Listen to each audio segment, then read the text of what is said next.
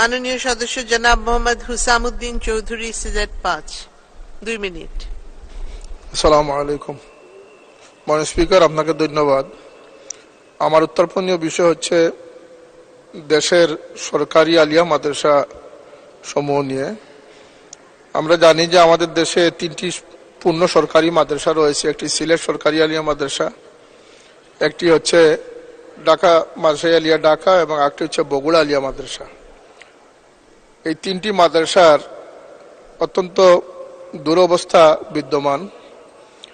এখানে 1913 সালে প্রতিষ্ঠিত সিলেট সরকারি আলিয়া মাদ্রাসা, যেটি অত্যন্ত গুরুত্ব বহন করে আসছিল, ইদানিং দেখা যাচ্ছে যে এই মাদ্রাসায় 21টি পদের মধ্যে 18টি পদই শূন্য রয়েছে, খালি রয়েছে।